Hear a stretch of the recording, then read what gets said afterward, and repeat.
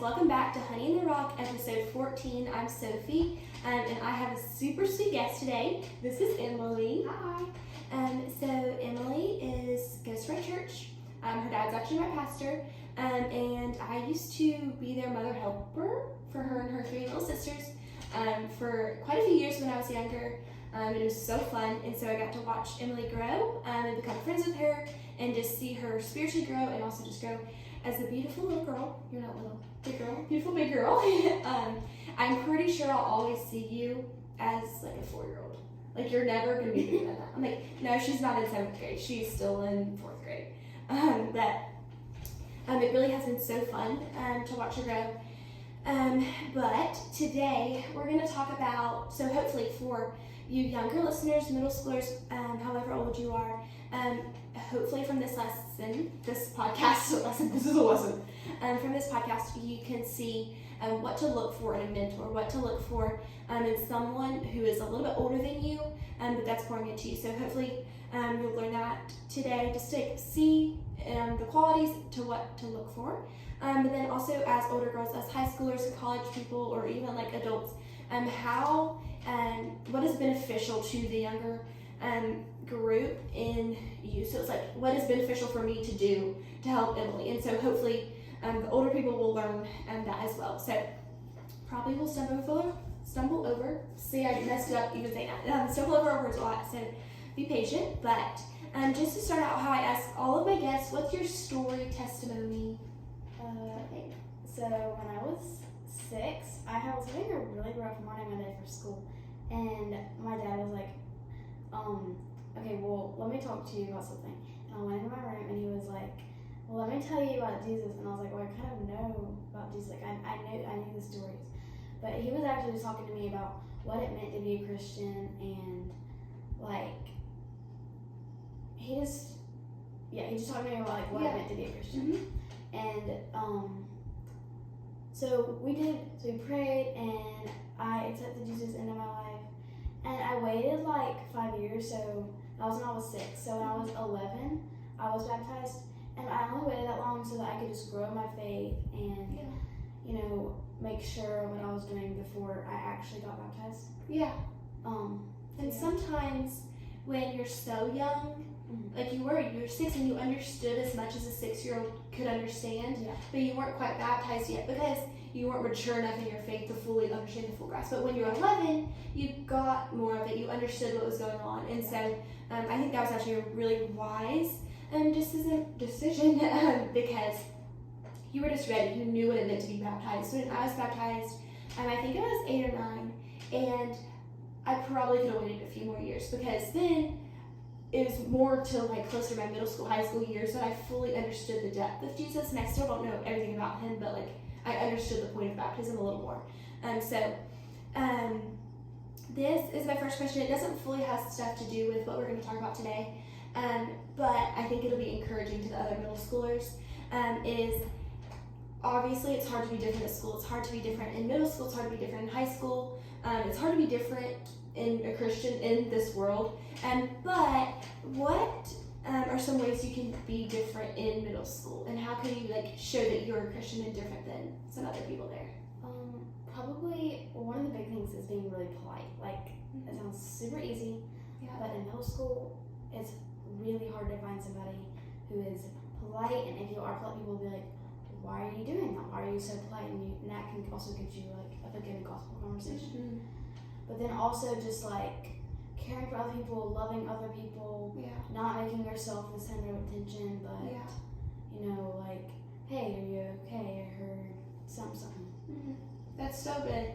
I never even thought about being polite, but that really is so true. And that's such an encouragement to the teachers. But then when other kids see that you're being like, hey, why is she not being mean to everybody? That's so good.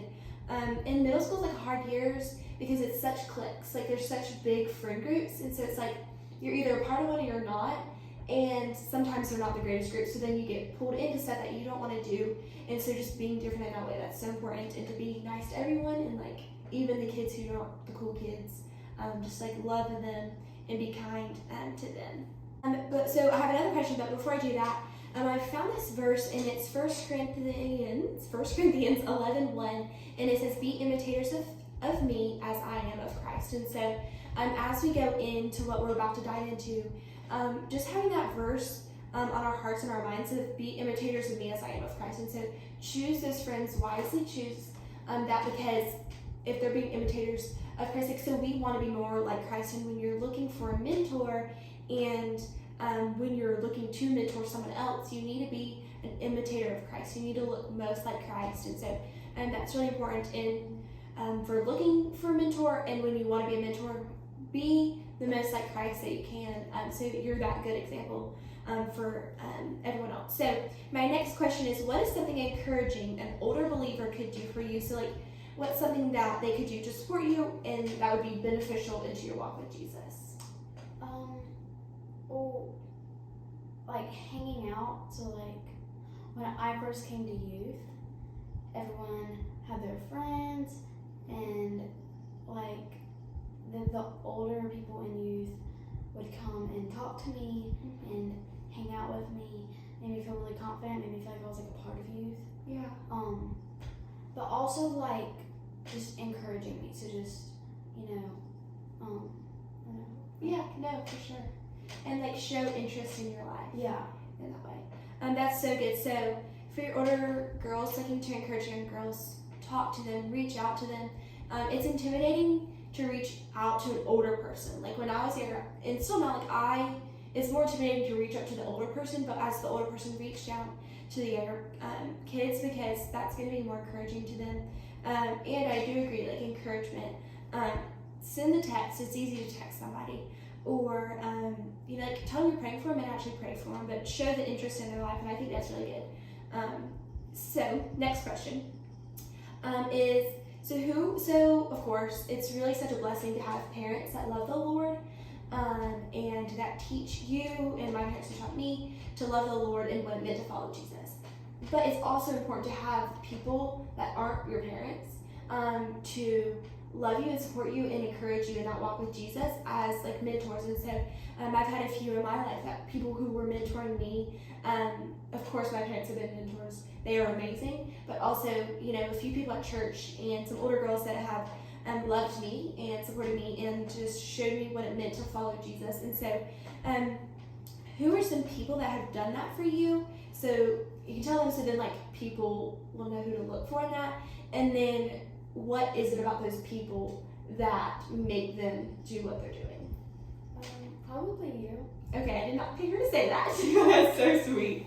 Well, you're just so like encouraging, and I don't know, you've just always been there for me. Okay, this is so sweet. For real, you have been. Okay, well, I love you. That really was a goal though, for me, because to like purposely make that intentional effort to talk to them. And when Emily first came to the youth, and that little group first came to the youth, was like as I was an older high schooler. And so I was like, well, now I feel like I can talk to them as like the older girl. And as in that, like at first I was like I was like, yes, like I need to encourage them, but then like you'll see how much encouragement you get back.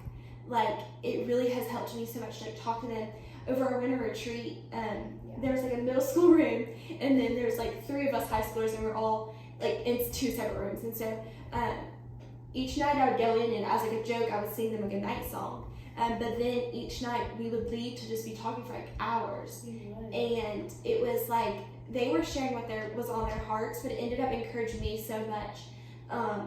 And so even though I was being the one who was like, quote unquote, like, oh, I was helping, I was like mentoring, but then like it really was encouraging to me, and it impacted me so much, and it encouraged me that they trusted me and wanted to hear from me. And so like you're not, as a mentor, you're not always like, oh, I'm just giving and giving and giving. Like it really does come back through them. And so, and also like when you joined the youth group, it was like, oh, they're so little, but like they've actually become friends. Like me and Emily are friends. Like we enjoy talking to each other. We enjoy like spending time together. And so it's like, it doesn't have to be like I'm the big kid and you're the little kid. Like you can still be friends in that mentorship as well. And so it really has been so encouraging. I feel like on both ends. So as an older girl who has like loved on younger girls, like it really is encouraging for me And as Emily's saying, like, it's encouraging on her end too. So do both. Like, do love on other people and accept the help and accept that love. So kind of the takeaways from today is, from a younger girl standpoint, what you're looking for in a mentor is someone who already loves the Lord. They're not going to be perfect in their faith. They're not going to already know everything, but someone who's already standing strong in their faith, and someone who actually cares about you and reaches out to you. So that's something you can look for. But as someone who's going to mentor someone else, go out of your way to text them, encourage them, write them letters, and talk to them. Like, when you're with them, when you're somewhere around them, you don't have to talk to them the whole time. You can go see your friends too, but reach out, say, hey, how's your day going? Go up to them first. And so I think that has been pretty beneficial for me and for you. And so I hope this has been encouraging and help you now want to look to mentor other younger girls. And if you're like, oh, I don't know where they are, like people in your teens, people in your youth group, even like younger girls at school. Like, if you're in a higher grade, then look at the girls in the younger grade. There's like lots of opportunities if you just like open your eyes and look around for young girls to mentor. And for young girls, if you feel like you don't have someone that you can talk to about Jesus or just about life or about, you know, the little middle school drama, pray about it. Pray that the Lord will provide a person for you like that to talk to, and then pray together and just be in the Word together. And so that is all we have for you today. But thank you, Emily, for coming on. I appreciate you. And thank you guys for listening. And we'll see you next Tuesday. Bye.